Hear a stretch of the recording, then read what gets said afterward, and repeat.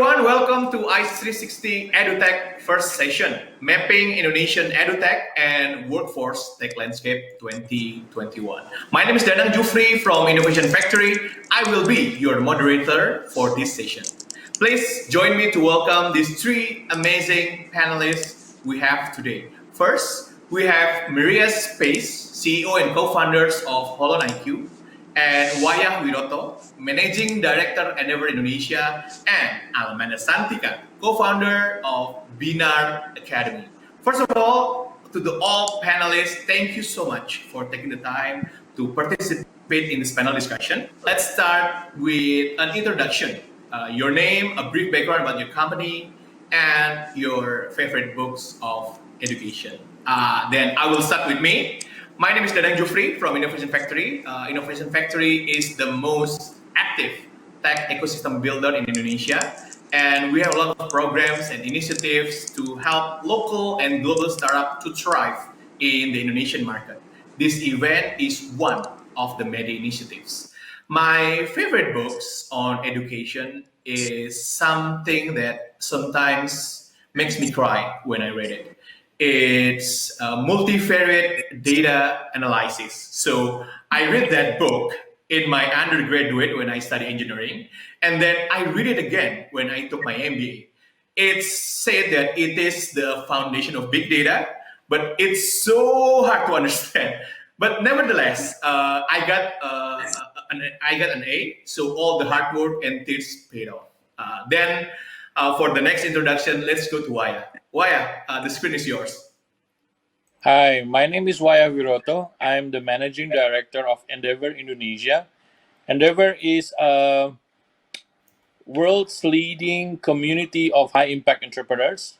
So we focus and we scale up our impact entrepreneurs to become part of our network and focusing on their impact and scaling up across their growth of their company. My favorite book is what I'm reading right now is the 21 Lesson for the 21st Century by Noah Harari. So it's a very interesting book. Learning a lot of things from that book, and it's just amazing how we learn from our history and see what kind of things that we can do for our community in the future. Nice. Thank you. I will try to read it. Next, let's go to Maria. Hi, thank you. My name's Maria Spies. I'm the co-CEO and co-founder of a company called HolonIQ, and we are a global education market intelligence platform. And our whole job every day is to have a look at the trends and what's happening in the education innovation market globally. And there's a lot happening right now. And my favorite book on education, it's really on learning more than education, is Thinking Fast and Thinking Slow. If you haven't had an opportunity, it's really about the way that the brain learns. Super interesting and also challenging one's own way of thinking and bias and so on. Very interesting. Right. I bought a book, but haven't had the chance to read it. And let's go to Alamanda. Hi, my name is Alamanda Shantika, and I'm the founder of Binar Academy. So Binar Academy is an edtech platform. We focus on developing digital talents, and our mission is to give birth to a generation of natural learner by learning the higher education landscape. And we want to challenge the status quo by learning how to crack the human brain to make learning as fun as watching Netflix and as addictive as browsing Instagram. And I think my favorite book about education is the book from Ki Hajar Dewantara. The first version is Education, and it's really an old book, and it really opened up my eyes because Ki Hajar Dewantara always said that we need to give freedom in education. So yeah, that's from me. Thank you so much. All right, now let me jump right into my first question. My first question will be that we know that COVID-19 has impacted the global economy. But on the other hand, we see that edtech industry was positively impacted. So how did the edtech industry change in the past 1 year? And what was your personal experience during 2020? And what's your plan for 2021? I will go to Maria first. Great, thank you. Yes, it's 2020 was an amazing year, wonderful in many ways and terrible in many ways. One of those years. I think from what we see in education and edtech around the world, like most things, in some cases there's been a huge learning loss, a gap for students, especially in the beginning, the first quarter of COVID-19, where there was just a massive loss of learning and students, schools weren't ready, governments weren't ready, universities weren't ready, and as a consequence, a lot of people have fallen back in their learning. But also at the same time, it has presented an amazing, a massive opportunity for EdTech to dive in and support millions of learners as they have been. And what we've seen in the last, I think it's a cycle. The cycle is not finished. Firstly, shock, loss, a gap in learning, and then speeding up to make that up through technology infrastructure, through all sorts of new and novel ways of doing things that you wouldn't even think of. And now what we're seeing is both edtech providers and schools and universities and governments starting to rebuild models in a new way. And I think that presents the most interesting opportunity going forward. I see. I see. And what about you, Alamanda? Do you have any take on that? Yeah, so we are in Binar. We started as an offline bootcamp in 2017, and then we plan to go fully online in 2019, and then in 2020 the COVID hit, and we kind of like grateful about that because when we did some research back in 2019, people still have the like they still wanted to see the class offline, and even the parents, they cannot like letting their kids to go fully online class. But when 2020 we had COVID, and we're grateful because we don't need to educate the market to go fully online. So this is a big opportunity for edtech, and we see our revenue is rising like 100% in 2020. So it's really a big opportunity for us to reimagining how learning should be in this situation, and also the modern learning and modern education will not be the same like before. So as Maria said, I totally agree that everyone now is thinking about how we reimagining the learning experience and the learning process. So it's a good start for us in the edtech industry to be in this market and this situation, I think. All right. Mas Wayah, what do you think about that question? Do you have anything to respond, or do you have any insight about the COVID-19 impact on the edutech? Let me just talk about the Indonesian condition. I mean, I'm fully agree with what Maria has said. The impact is devastating at the early beginning of COVID-19. Government and the infrastructures were not ready. Schools are not ready. University was not ready, and even the companies were not ready, because even the companies have even problems in conducting their learning and their training facilities within their environment. But again, there's the positive side. You know that there is some hesitant in terms of people adapting to online learning platform and learning from the internet. And I think people tend to go through face-to-face approach instead of this learning. But now everybody is actually integrating and adapting and now learning through all of these processes because there's no other way, there's no other options. So you can see later on, maybe during the discussion, I can share also some of the increase of data, how the people are integrating with this online learning because due to there's no other choices or alternatives that they have to actually jump in and swim in the water, even though the parents are not ready, the teachers are not ready. There's quite a lot of them, and in Indonesia, as you can see, in Java and Sumatra, maybe we are actually the infrastructure is good enough. But if you go throughout the eastern province or even to the much more secluded area, then there is no access to this infrastructure and accessibility to the telecommunications. And that's where the issue comes in a much more devastating way because we can see that there are maybe around quite a large number of students who does not have access to education due to this infrastructure is not available. Yeah. I see.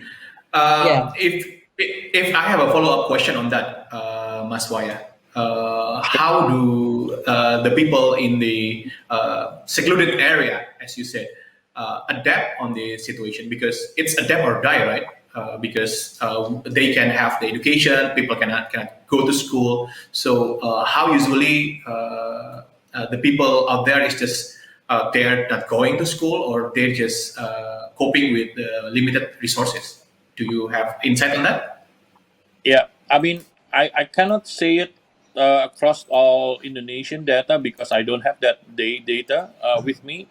But I've been talking with several, some of my relatives who are actually living not still in Java, but not in a big city. So even in the small cities, in the rural area, they have also issues already. So I cannot imagine what kind of problems that they will face for those who does not have that kind of telecommunication infrastructures, the 4G's infrastructures that Java Island and also Sumatra is experiencing. So based on that, I think the issue is majority of the students would not have any access to education during the pandemic. And that's why there's a push also coming back how they can actually be soon to join the face-to-face education again.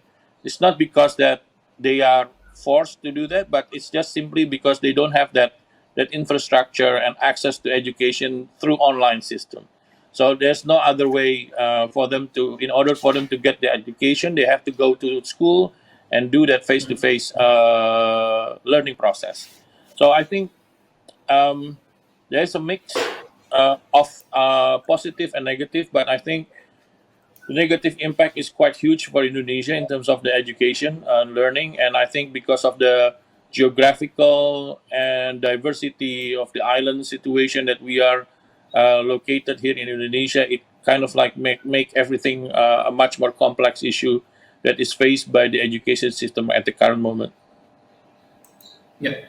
It's saddening through. Maria, do you have anything to comment?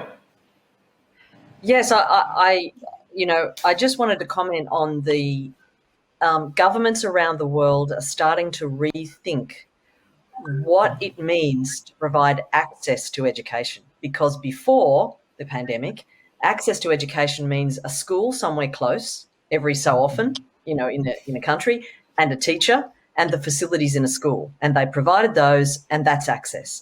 And now governments like, for example, Germany has in its education budget has provided €10 a month for children for internet access at home as part of their education fund. Now, they would never have thought of that before. Some other, Malaysia and the Philippines are building kids' educational TV programming. So it's on television rather than necessarily on, because they don't have devices, personal devices. So there are alternate ways. And early in the beginning of the pandemic, in some parts of India, for example, the local newspapers had flyers in the newspapers with maths worksheets that were, because newspapers are sent around everywhere, and everyone's reading the newspapers, and inside the newspapers with a leaflet with the maths worksheets for kids, because they have no access either. There were very ingenious things happening all around the world. However, what we're looking to in some parts of Africa as well, there is very limited, if any, internet access, certainly not in schools, and some solutions, EdTech solutions, for offline cheap, really small, cheap offline tablets where the content is loaded in and you only need electricity and you don't need internet. And there's solutions like that which have been around for a little while but not really gaining traction. But now really lots of demand for those types of alternate uses. I mean, without internet, things are very difficult, especially in the geography, I guess, of Indonesia, which is lots of islands and quite isolated for some communities. But in many countries around the world, governments are now saying, right, kids will have a tablet. Kids will have PCs in schools and so on. They're really rethinking access to build hardware and, digital connectivity as much as they can. Yeah, I think that's a good way to say it, the rethink access. So to respond on that, what were the roles of the startup and education technology that played in ensuring the continuity of education and, of course, the further employment in Indonesia based on that situation? Mas Wayah, if you have, can we have your opinion on this?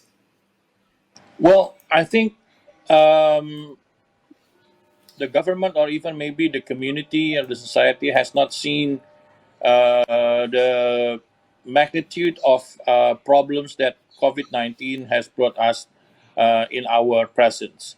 So the good thing about this, or let's say the positive outcome of this, is how does this startup or Edutech play a role in supporting the education system across Indonesia? So, for example, like Ruang Guru, Zenius, or Haruka Edu, just to name a few, their support in giving additional let's say pendalaman materi, it's more of it's a huge alternative for the parents to really help the students in learning in-depth materials of what they have learned so far from the schools.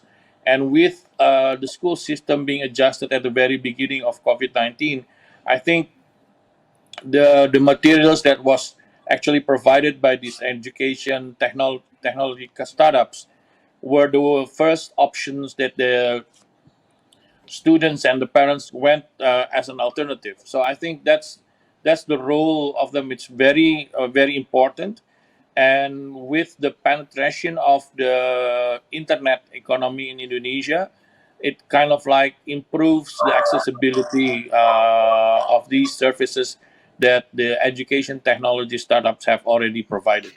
So, in my opinion, without the edtech companies or startups, I think the situation would be even worse, because at the current moment they have the capability to fill in the gap that schools or even universities have not provided once though they were faced by the pandemic COVID-19 problems. All right. Then I will go to Alamanda. From your perspective, do you have any takes from the question? Yeah, so we as a startup company always think from the core problem, right? So we always challenge the status quo and really trying to solve the core problem. So I think this is a very good thing, which we now the attack is rising, and because of education is one of the biggest issue in our country, right? I hated school back then because I don't find joy in learning when I was in school because we I think we scared to make mistakes because in our education system, people who make mistakes will be judged by the teachers, and I think that's one of the biggest problem that Binar always trying to solve. So again, when we're talking about education technology, when we're talking about the startup digital, we always see the problem from the very core issues. So I think this is something that we need to keep going because yes, we need an additional education from the existing education system, but we also need to really think to reimagining and keep challenging the status quo, and also by implementing the technology and the education. I think it's a big role of technology here because for me, technology will reduce time and cost. And in education, we really need to give accessibility to everyone in the country because the research say that only 35% of high school graduate can go to the university in Indonesia. So it's a huge problem in Indonesia that we need to tackle to give the accessibility to other people. So I think that's the role of technology, but also we need to remember that the psychosocial aspect in learning is still needed, even though that we can give the learning materials through technology or application, but in learning the psychosocial aspect still needed. So we need to also think about it. How can we bring this online face-to-face meeting to add as an additional for the technology learning. So the last one is we also need to remember that the peer-to-peer learning and experiential learning is still needed in the era of education technology. Okay, then let's go to Maria. Maria, what do you think? Do you have any Yeah, response to the answers, or do you have any takes on the question? I do have some takes because one of the things that's, we may see EdTech as we may see COVID-19 as a pivot point for EdTech, or the way people think about EdTech, the way parents think about it, the way schools think about it, teachers and governments. And so beforehand, there was a lot of technology that supported schools, and mainly that was infrastructure, learning management systems and so on, or timetabling or things like that. And then there were EdTech that supported students directly, B2C models, where, the parents paid and the students. And so what we're starting to see is some movement here between these two models, because now we're seeing a little bit, this will take a little while, but where an EdTech was primarily a B2C model, supporting kids after school, either synchronously or asynchronously on apps and things like that. Some of those technologies and those tools are now, we're seeing the beginnings of that being integrated into a school curriculum as an adjunct to the formal classroom and so on, because it has to be. I mean, there's a theory of change that actually humans don't like to change, and they will not change unless they have to. And so, like Wayah said in the beginning, everybody has had to change. And teachers as well, starting to accept and integrate some parts of individual student learning on an app, for example, as an integrated component of their curriculum rather than something that's completely separate, completely ignored. And that provides an opportunity for EdTech to also have a B2B model, which is delivering to schools or school systems or, in some cases, a whole government contracts. But it does require more cooperation between the formal curriculum and the informal curriculum or the informal learning of after school. And we do see that a little bit now, and I think that's a really good thing. I see. Agree. That's actually a great tips, yeah. Not just as a substitution or not just for support, but actually integrates together. So yeah, I totally agree with that. And I then will ask the individual question for each of you. I will start with Maria. I think we both of HolonIQ and Endeavor have the global perspective, right? So can you share a little bit about the trajectory of Indonesia Edutech on your perspective compared to another Edutech ecosystem in the world? Oh, wonderful. That's a great question. Well, this is very interesting. And the reason it's interesting is because I speak with lots of big education companies, edtech companies, lots of investors and governments all around the world. And they are super interested in Southeast Asia and even more interested in Indonesia. And it's Indonesia has risen above. I mean, there's lots happening in education, in edtech. But Indonesia is on the radar globally. And I think that's wonderful. We see already the Indonesian edtech ecosystem. You can follow an ecosystem's development. Usually there's one or two big ones who in India, historically there's been one really huge company and then a whole lot of tiny ones. Same in Southeast Asia, one or two really big ones and then a whole lot of tiny ones. And then over a period of time, some of those second smaller ones rise above and become, a solid second tier base. And we already see that in Indonesia, and that is the mark of a developing, progressing ecosystem. So like Wayah, you said earlier, Ranguru, Xenius, there's others that are starting to also now raising in the $5 to $10 million range, and above.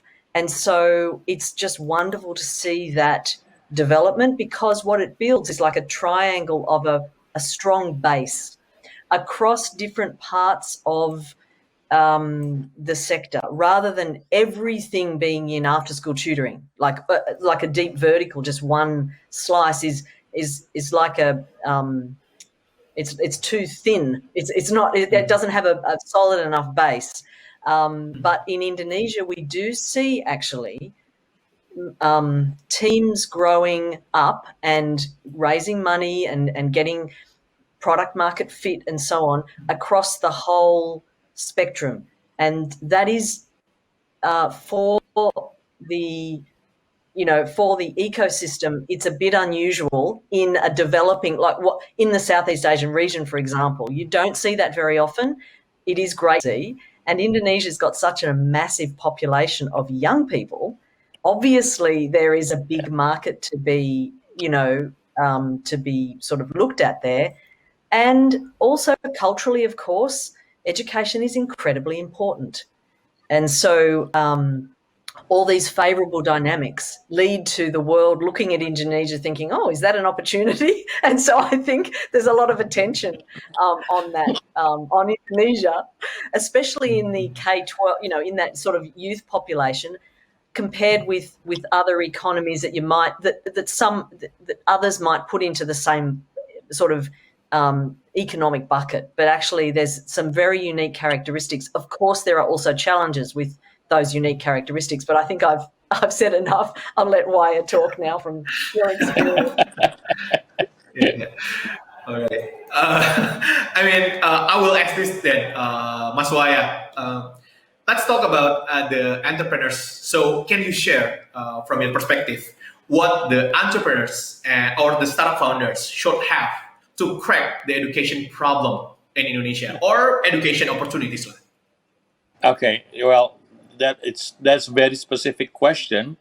But just following up what Maria has already mentioned, I think Maria has explained very well about the situation itself from global to Indonesia. But from the perspective of what we have been doing, I mean, Endeavor, we've been helping high impact entrepreneurs since 24 years. We started in 1997 in Argentina, and then it goes across the whole world and 40 markets. Uh, we have our own, let's say, analysis of how does an entrepreneur should crack that problem, and I think it goes across all verticals, like in SaaS, in fintech, and also in edutech. One from the we see it from a different angle. So first is the entrepreneur side, and then also the business side. On the entrepreneur side, we love to see the entrepreneurs with big ideas. It's not just only addressing a small certain kind of issue, but it has to be very big and very ambitious, and they have the tenacity to kind of like implement what kind of ideas that they want to really achieve. They have that kind of being an entrepreneur, you're faced with so many problems. So if you're facing this one two problems and you quit becoming an entrepreneur, then you are not an entrepreneur. You need to be inspired by all of the issues and problems that you are facing. And then the second one, on the business side, we look at the scalability of this business. So, meaning, can they go across the nation, go nationwide? Can they go across the region or even globally? So that's the one of the most important, because then when you're addressing the business, you need to be very competitive in your landscape, in any landscape, in any market, and being able to scale up, meaning that you need to at least be ready to face the market and the competition. So I think from our side, based on our experience, those are the characteristics that we think most entrepreneurs should have in order for them to crack any kind of issue. And in this case, related to your question, would be on the education technology startups and education problems in Indonesia. So they need to understand what are the issues. They have to dream big.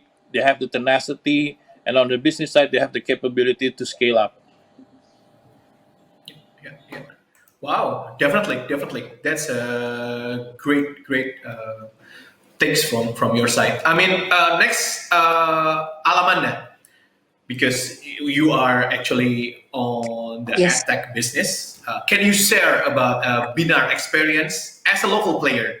What are the advantages and disadvantages probably, and what bring you apart from the competitors?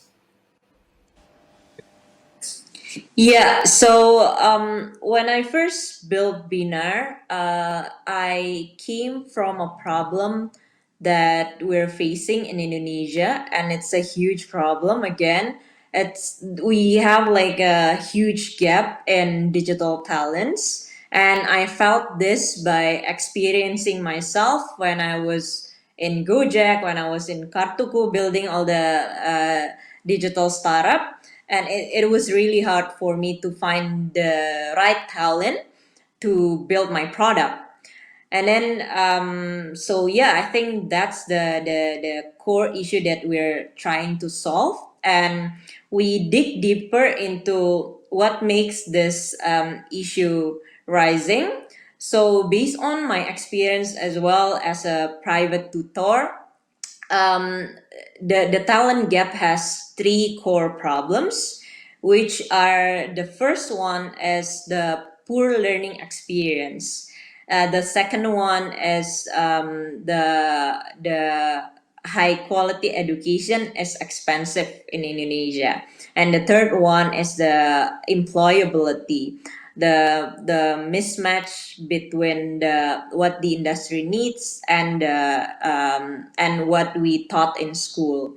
So seeing these three problems, we are in Binar. We want to reimagining the higher education landscape first by innovating the experience. As I said before, at school we are used to being judged by teachers when we make mistakes, right?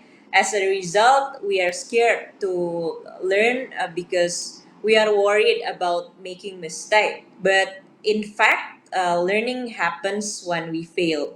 So I think the human component in learning must be at the forefront of learning experience, giving students the freedom to learn, the freedom to explore anything that they're interested in is very important.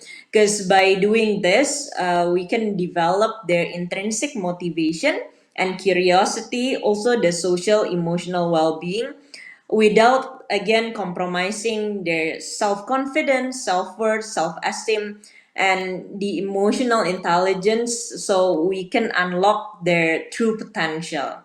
And I think the second is the accessibility, because again, yeah, in Indonesia, as we know, quality education is rarely accessible for the low income students. And to open more opportunities for low income students to catch up with their peers, we need to give access to affordable and high quality education, because when we give this access to the low income students, the economy of Indonesia will automatically also growing. And lastly, yeah, it's about the employability. We have a huge mismatch between the content that taught in the university and what the industry needs. And as a practitioner in this industry, I realized that we really need to create more relatable content, not just only like following the curriculum that already there, but we really need to rethink again the relatable content, and to develop the next talent of Indonesia. And in Binar, we just received a certification from the Education Alliance in Finland, because we believe that we need to also learn from Finland, because Finland has one of the best education system in the world. So we just received a certification from them that they recognize that our learning experience can bring joy of learning and give new challenges. And also in Binar, we can encourage our students to be more innovative and expressing new ideas. And the most important part is in Binar, we always wanted our students to practice, to give and get feedback and reflect from feedback. So I think that's the whole story of what we've been doing in Binar. Okay, let's move to the next question. So, from your personal experience, what do you think are the key issues that need to be tackled in the education system and edtech industry in Indonesia? I believe we have touched the topic a little bit. Mas Wayah, if you will. Okay, I think Maria has already mentioned it, some of the issues that we're facing. So, if I may add to it, I think the edtech needs to be developed more and proven in terms of the efficacy of the solution. And I think Maria mentioned about the curricula as well. So all of this edtech needs to be integrated also with the curricula. And I know that Indonesia has quite a very approach in terms of the curricula that are being implemented even in the K-12 or even at the undergraduate level. And then there's the connectivity and also affordability. So I think those three are the most suppressing challenges that are being faced by the edtech. And in terms of the connectivity, the government has to play a very significant role. I think other countries are already implementing 5Gs, and I think we should be doing that as well in order for us to give better access and also solution for the edtech and also affordability as well. So I think that's the issue of the government that needs to be supported, and then we let the market do what they do best, which is providing the customers what they need, and then the customers will then also demand what they need. So then there's a transaction that relates based on the market principle, and then they should be able to thrive by themselves with the support of the government in supporting the infrastructure. Right. So there's also sustainability issue. Nice. Maria, do you have any takes on that? Yeah, I would agree with those things that Wayah said.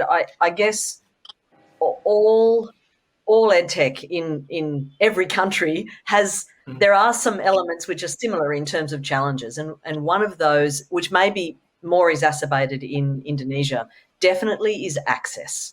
That is one of the most important things, and given geography and connectivity, that is one very big challenge, I would say. No one can learn online unless they can get online, and so certainly governments are now starting to look at their work with their telecom providers and be much more sort of, it's not a nice to have anymore. It's actually critical to the society. So those sorts of partnerships and deals need to be done. And I'm not sure whether they're being done in Indonesia, but we do see that in many different countries.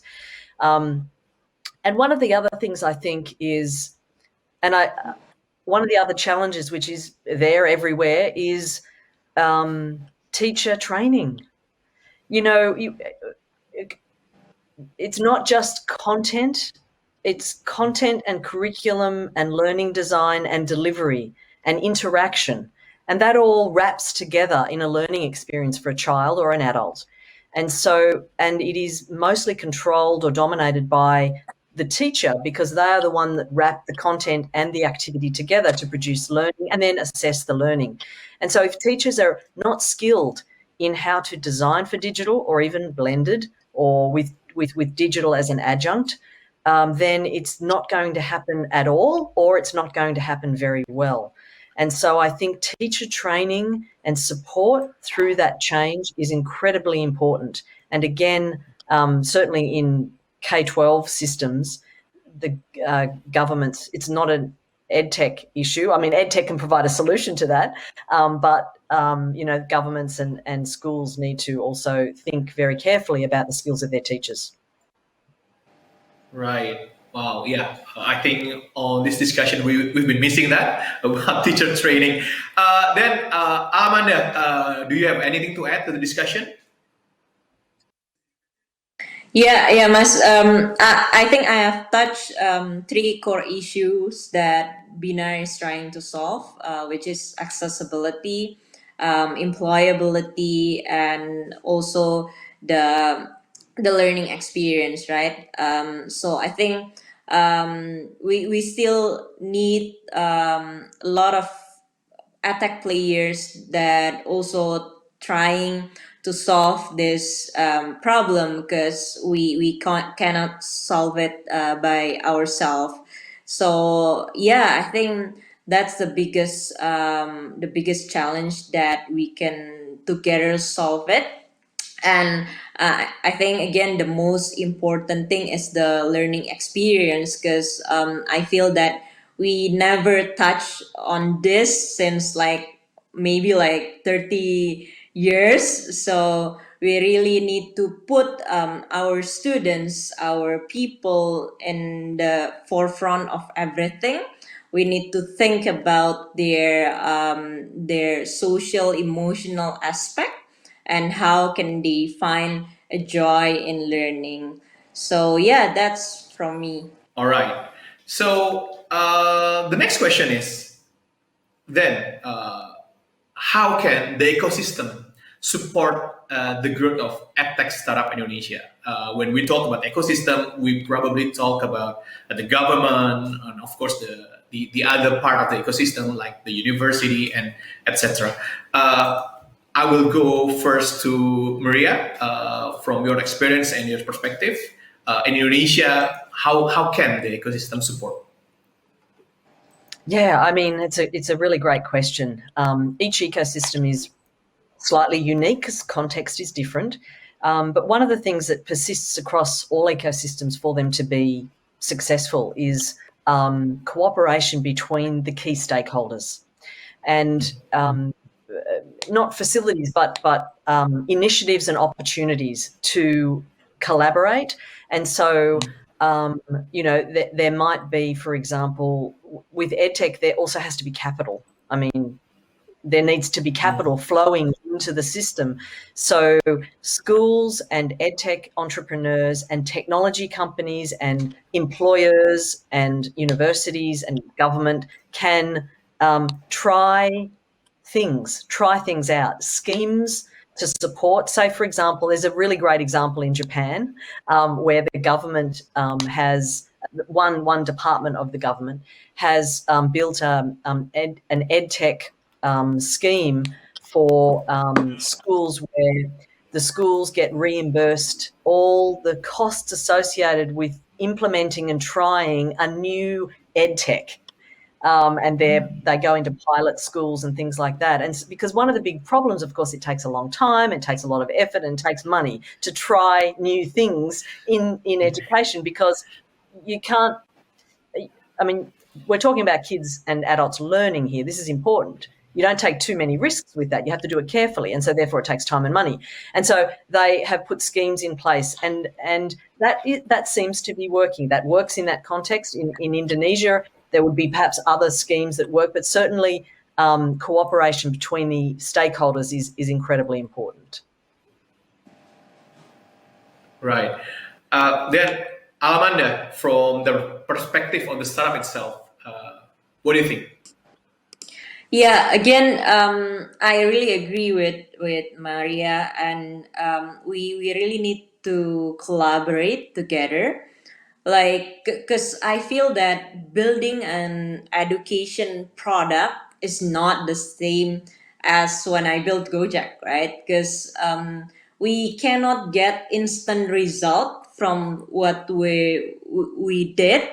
Like when I built Gojek, see, for example, when I build the product, and then I can see like an instant feedback from the customers, and is this product is good or not. But in education, it really takes time to get the result of what we've been doing. So we need to collaborate in terms of like the researcher and the startup, the universities. There are many people out there that has been doing this, and by collaborating, I think we have our own values that can complete each other. So I think now I already see like university wanted to collaborate with us, and also Mas Menteri created the very very good program, which is Merdeka Belajar, of freedom of learning, that can enable us to collaborate with university, so then the university can learn from us, and we can learn from the university as well. So I think that's the key to be progress in this sector. All right. So, Mas Wayah, if you have anything to add on from the community perspective, probably. Yeah, okay. I fully agree with what Maria has said. I think that's the very most important. I'm just sharing that Jakarta has been ranked as number 2 in the world by Startup Genome of the infrastructure ecosystem infrastructure in terms of supporting the entrepreneurship.